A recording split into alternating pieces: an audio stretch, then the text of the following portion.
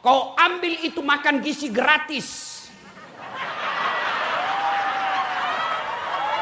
Nah, yang mestinya 10.000 tinggal 6.500. Karena dipotong sama kepala dinas, dipotong sama tim sukses, dipotong sama calo. Akhirnya yang makan anak tak makanan basi. Ini yang begini, kau bisa lolos tahun ini, kau bisa lolos 10 tahun. Tapi begitu kau tidak ada jabatan baru diperiksa, masuk penjara. Apa itu nikmat? Saya mau tanya ibu-ibu, bapak-bapak, nama surah yang paling pendek dalam Quran. Ayo. Hah? Apa nama surahnya? Oh, macam mana paling tahu ya, Masya Allah. Bujur banar. Inna a'tainakal kautsar.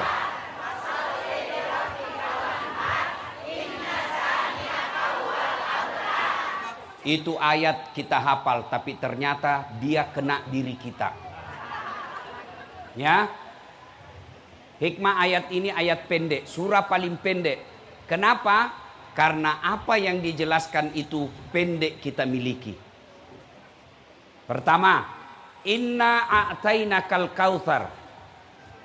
Itu Allah Muhammad kasih kau nikmat sangat banyak.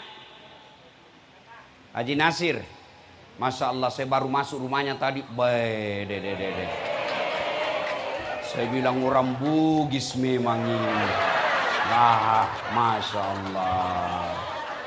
Makin saya masuk, dia kasih kenal lagi saya. Ini biniku yang kedua.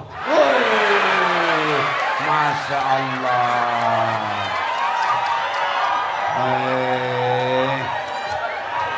Banyak duitnya, banyak juga bininya. Masya Allah.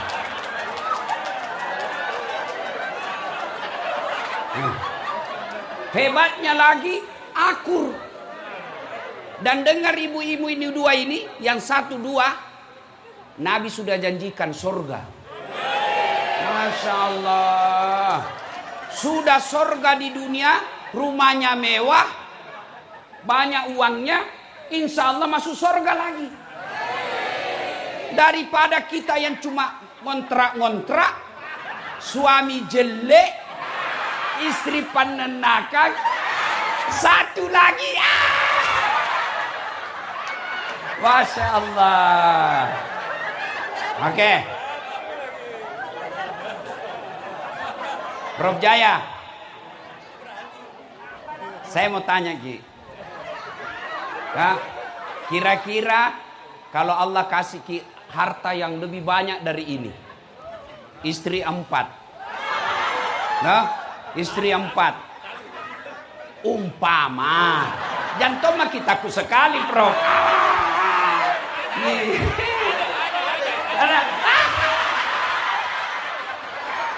Masya Allah.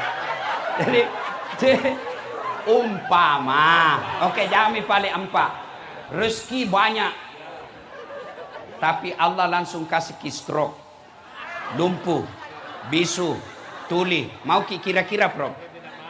Tidak mau. Tidak mau. Ibu-ibu, Allah kasih ki tiba-tiba rezeki emas 50 kilo. Mau ki, Bu? Mau. Tapi langsung lumpuh, kena serangan jantung. Mau, Ibu? Berarti jangan selalu berpikir harta itu nikmat. Mana tadi yang calon sekda? Baru calon. Oke lah, langsung Bapak langsung besok diangkat jadi sekda.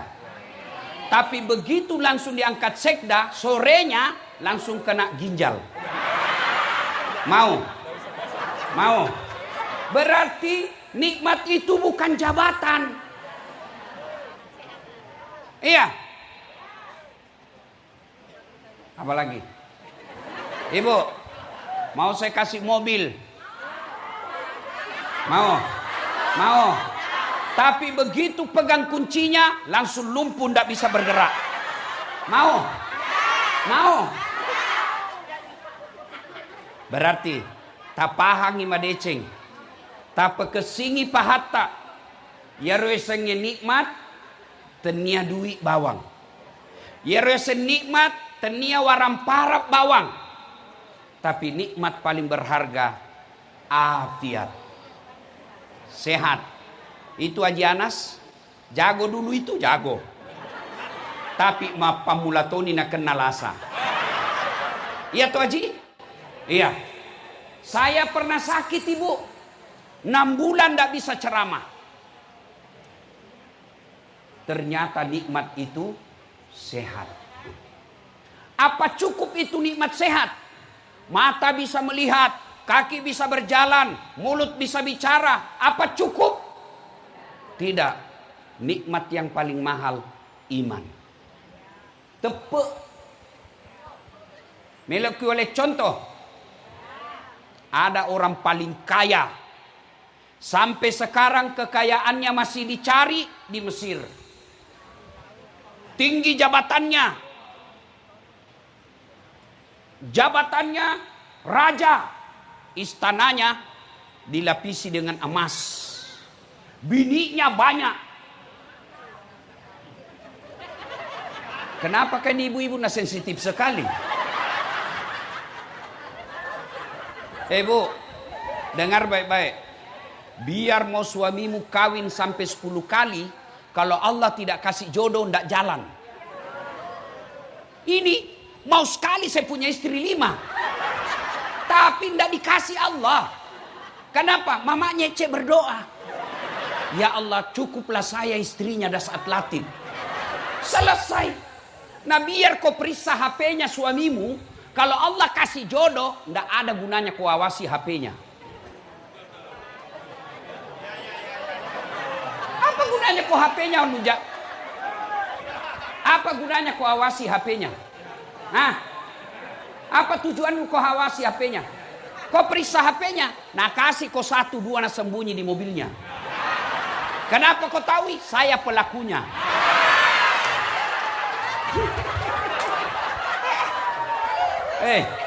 Ibu.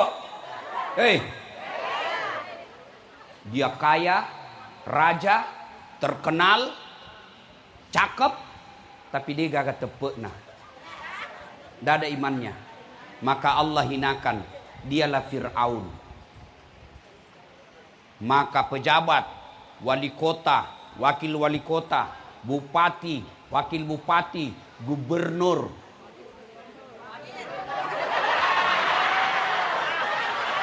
presiden, wakil presiden yang sombong, angkuh, menyalahgunakan jabatan, nanti dikumpul sama Fir'aun di neraka. Bukan. Saya tidak sebut tadi, saya tidak sebut. Oh ini orang baik Pak. Meskipun beliau bukan Bugis, tapi dihadiri acara. Daripada pejabat Bugis tidak datang sama kita. Ya toh? Masya Allah. Bu, berarti maka Allah katakan inna a'tainakal kausar megalade pak bereku lawaleko. Kenapa kita miskin? Karena kita selalu merasa harta itu uang, harta itu kebun, harta itu deposito, harta itu emas. Nah biar ada semua itu, kalau tidak ada nyawamu, tamak kok. Maka jangan selalu merasa miskin. Saya kaya. Apa kekayaanku? Banyak temanku. Meskipun saya tidak banyak duit, tapi banyak temanku. Temanku banyak uangnya. Bujur kalau? Bujur. Ada Haji Anas. Ada Haji Nasir. Ada masalah Haji? Gampang Ustaz, transfer. Contoh gini. Nggak tahu nanti ada betulkah? Iya toh. Maka nikmat itu bisa berupa teman. Nikmat itu bisa berupa waktu. Nikmat itu paling banyak sehat. Makanya kita selalu diingatkan dalam surah Ar-Rahman, fabi ayyi ala'i rabbikuma tukadziban. Coba, kita hafal semua, tapi kita tidak maknai.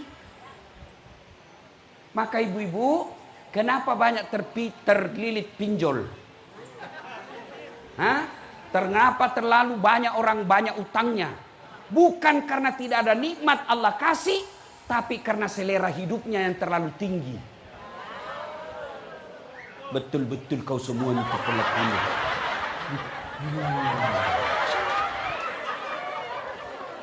Apa maksudnya, Bu? Apa maksudnya? Bu, maksudnya kalau Adam itu jilbab 10, syukuri. Ada mila marita 2, jangki lagi mau tambah. Biasa banyak ibu-ibu, Ustaz, banyak sekali utangku. Berapa lemarita? Apa hubungannya, Ustaz? Jual itu karena biar tidak ada lemarimu bisa jago hidup. Ustaz, banyak sekali utangku. Berapa motormu? Semua anakmu punya motor? Iya, jual nih, bisa jalan. Yang penting tidak ada utangmu. Paham? Cukup itu? Oke, selesai Mi. Ya. Oke. Sudah paham makna ayat pertama? Inna a'taina. Ayat kedua, fasalli li rabbika. Kalau Allah kasih kamu nikmat, banyak Allah kasih kau nikmat. Nikmat itu seperti apa nikmat saya? Nikmat populer, itu nikmat. Saya tidak banyak uang, tapi saya populer. Karena populer, banyak uang. Nikmat itu pendidikan. Nikmat itu sekolah. Karena ada sekolah, Allah kasih rezeki yang lain. Kau kira jabatan nikmat? Berapa itu pejabat ditangkap? Mau jadi gubernur habis 500 miliar. Berujung ditangkap KPK. Ini mi aslinya orang beleng-beleng. Masuk pilkada 500 miliar uang habis. Berujung ditangkap KPK. Apa itu nikmat? Azab pacalla bahasa ugina. Saya ada uangku 500 miliar, ngapain saya jadi pejabat? Saya bangun masjid 10 miliar sudah paling cantik itu. Saya pakai sogok mamanya cek 10 miliar. Supaya dia kasih KSK kawin lagi. Masih ada 480 miliar. Coba. Saya pakai pergi bulan madu 20 miliar. Masih ada lebih 400 miliar. Saya buka usaha 100 miliar. Saya bisa perintah politisi kalau ada usahaku. Apa jabatan itu nikmat? Belum tentu. Kapan jabatan nikmat? Kalau dia mendorongmu masuk surga. Tapi kalau dia dorong kamu mengkhianati rakyat, kau bohong. Kau ambil itu makan gizi gratis.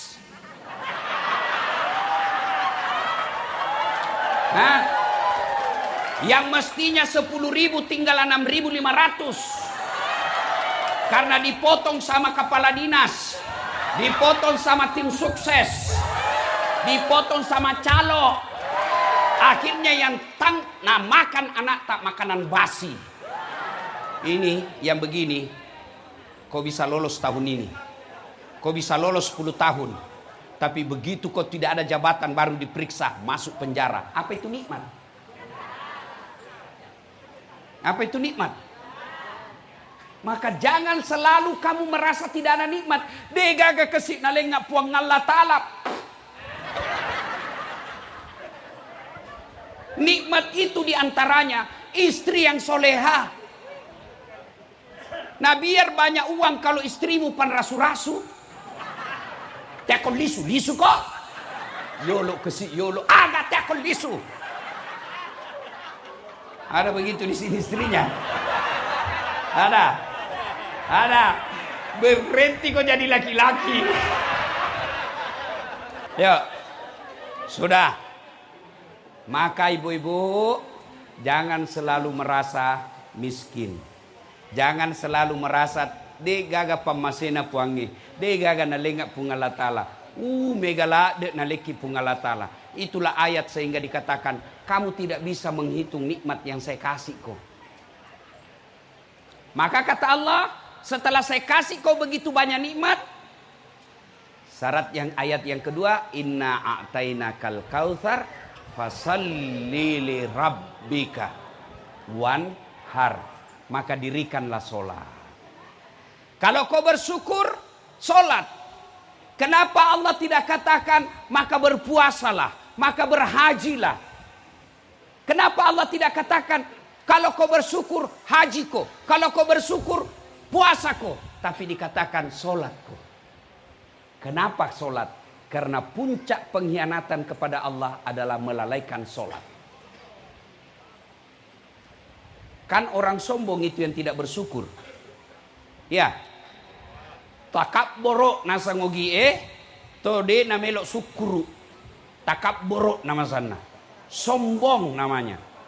Ibu-ibu, apa itu sombong? Hah? Pakai barang mahal? Belum tentu.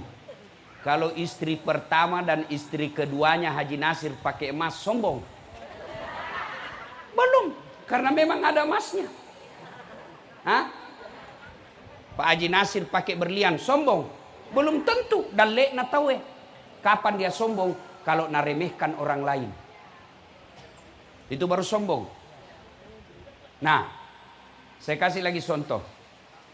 Orang yang tidak sholat itu, itulah puncaknya orang yang paling sombong di hadapan Allah. Kasih contoh nah. Saya bercanda sama Pak Wagub. Ya, saya dorong pantatnya masih senyum. Ya toh? Saya dorong perutnya masih ketawa. Tapi coba bedek dorong kepalana. Mana ajudannya ini? Dorong bedek kepalana gubernur. Dorong bedek. Nah, kenapa? Alena beliau ada sama kepala. Yang mulia itu ada sama kepala. Sebaliknya, anggota tubuh paling hina kaki. Ya kan? Kaki. Pak Gubernur kasih saya honor. Tapi pakai kaki. 100 juta. Dasat. Orang Bugis kok kasih begitu. Nah bilang namo de gagadui ku aja umpakatuna ka lau gajak ko. Iya toh? Kenapa? Kehinaan ada pada sama kaki. Iya toh? Maka ketika kau sujud di hadapan Allah, kepalamu yang paling mulia, alena beliau yang paling mulia, hinakan seperti telapak kakimu, karena kau ketemu dengan Allah yang maha kuasa, yang jadikan kamu sujud kau. Sayang, saya melihat lebih banyak orang kaya yang diberi nikmat berlebih oleh Allah, dia jugalah yang tidak sholat. Tapi kalau orang kaya tidak sholat Pak, orang masih bilang, iya tahu wah.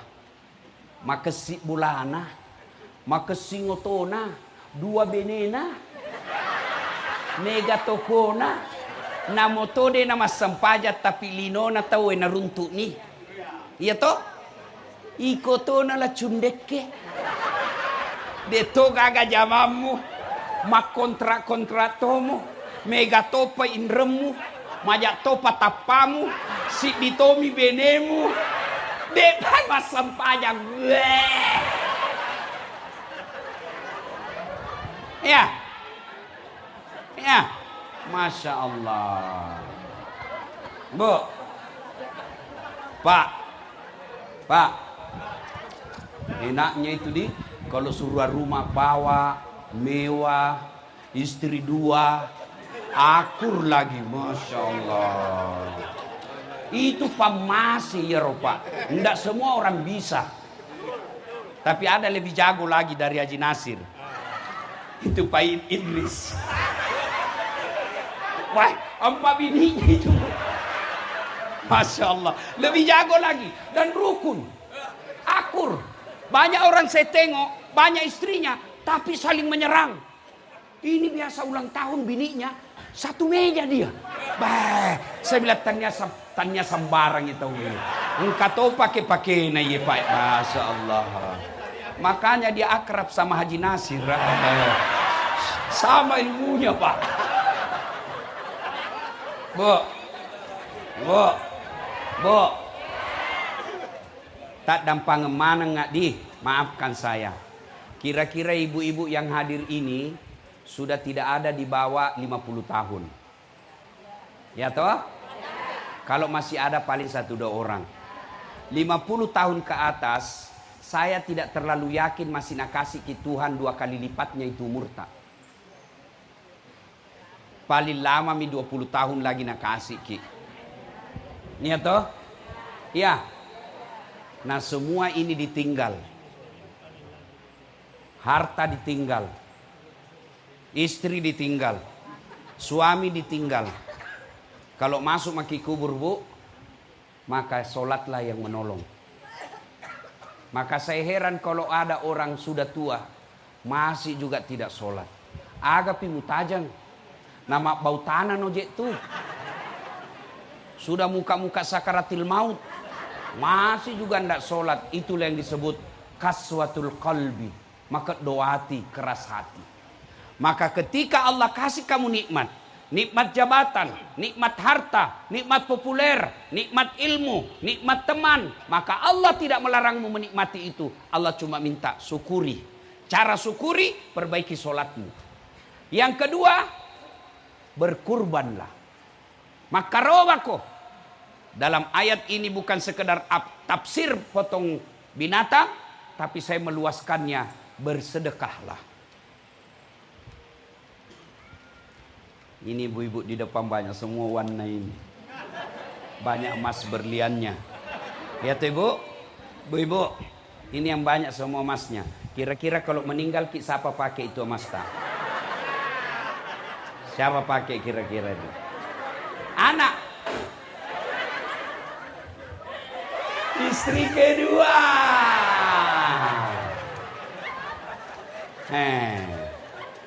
Nak tarik itu nak cincin tak?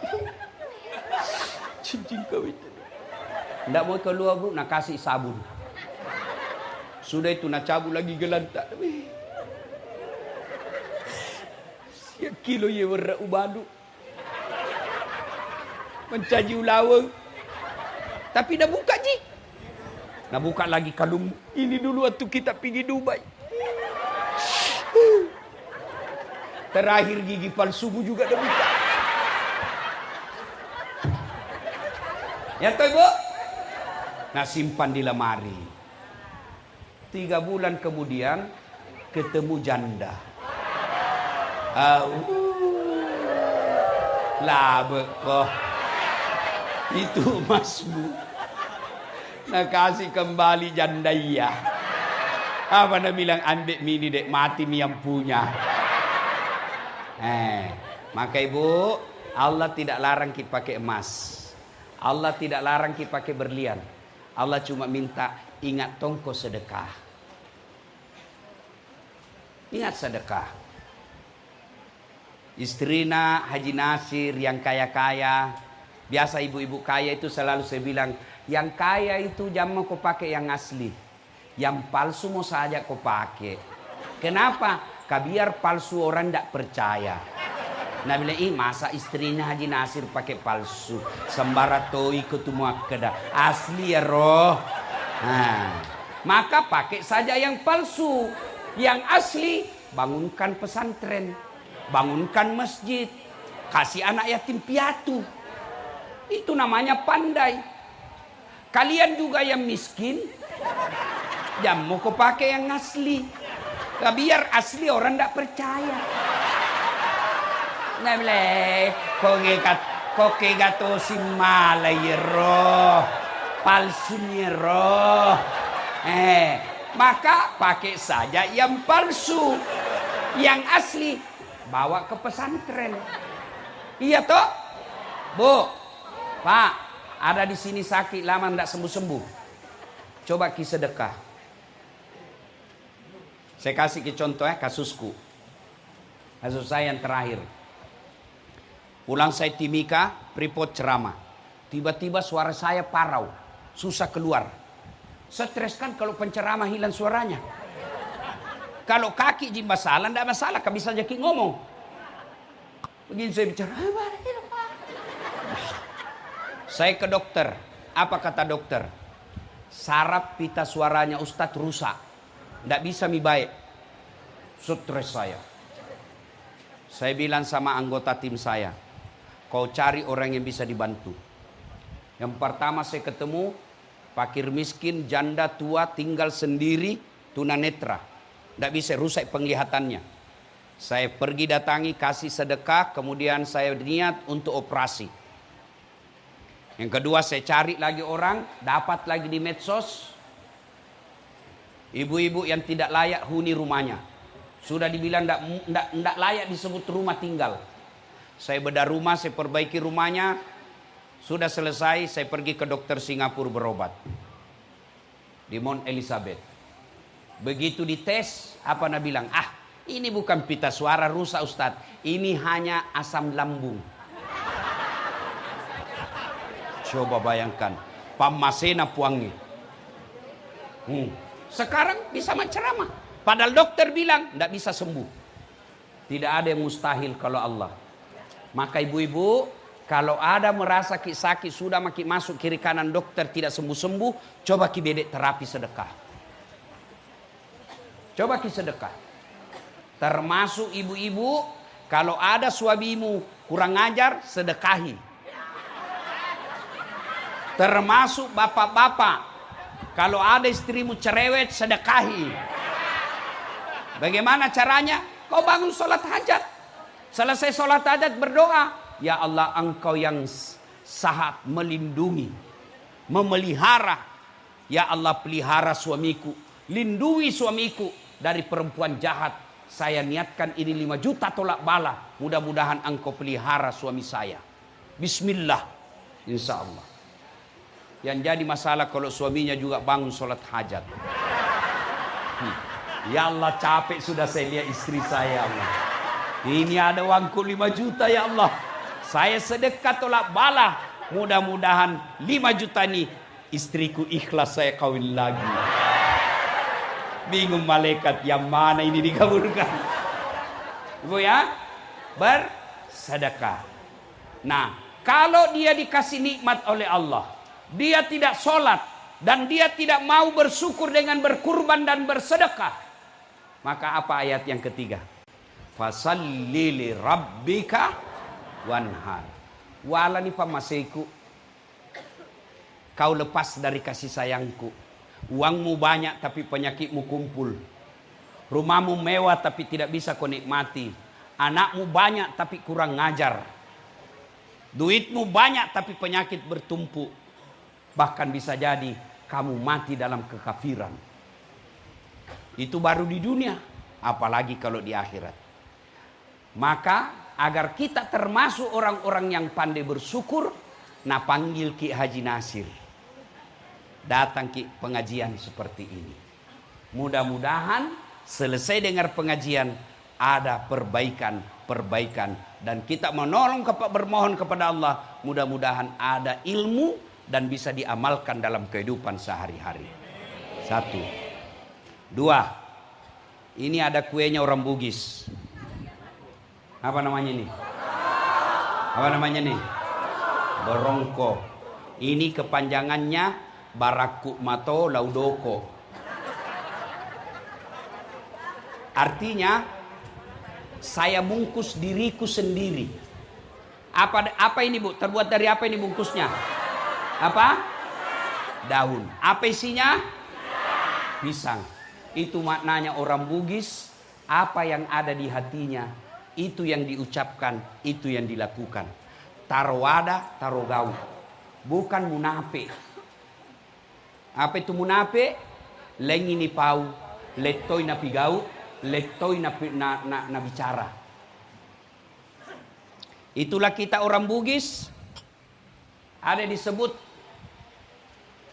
bahasa hati. Etok namanya. Etok hati. Bahasa mulut. Etek namanya. Etek na adae. Bahasa pantat. Etuk namanya. Ya. Etok, etek, etuk. Apa maknanya Ustaz? Engkau tahu etekna pada etokna atinna soroga tawamu. Engkau tahu etekna si salah etokna atinna etuk tawamu. Kamu tidak lebih mulia dari kentut. Saya berharap saudara-saudara KKSS jangan tinggalkan tarwada tarogau. Itu yang membuat kita orang Sulawesi dihormati di mana-mana. Karena kita tarwada tarogau. Pak Wagub, mungkin Bapak tidak menyadari dan kita juga orang Sulawesi kurang menyadari. Lihat rumah makannya orang Sulawesi. Semua dapurnya di depan. Coto di depan. Konro di depan. Palu basah di depan. Sop saudara di depan. Ikan bakar di depan. Tidak ada di belakang. Artinya itu orang Bugis. Dia sajikan kamu, dia tidak pakai rahasia. Apalagi itu orang Bugis. Lihat itu orang Bugis. Di mana alat senjatanya? Sini. Apa namanya? Orang Makassar bilang badi, bukan keris. Keris itu orang Jawa. Orang Bugis bilang tepi. Ada juga bilang kawali. Orang Makassar bilang badi. Coba lihat struktur alat senjatanya orang Bugis Makassar. Tidak bengkok. Dia lurus. Itu artinya kata-katanya tidak bengkok-bengkok. Itulah sebabnya orang Bugis dalam tutur bahasa tidak mengenal pantun. Makanya salah-salah tadi berpantun.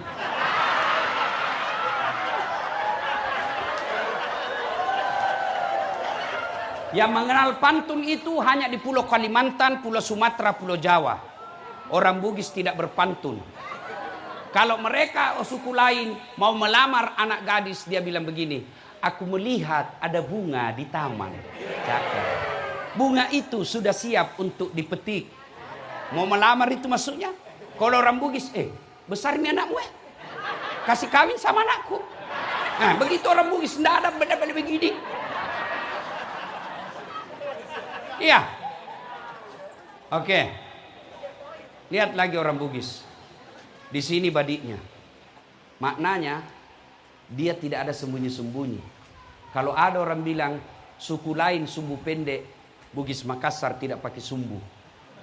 Kalau dia tidak suka, tidak banyak bicara, langsung ditikam saja. Ya.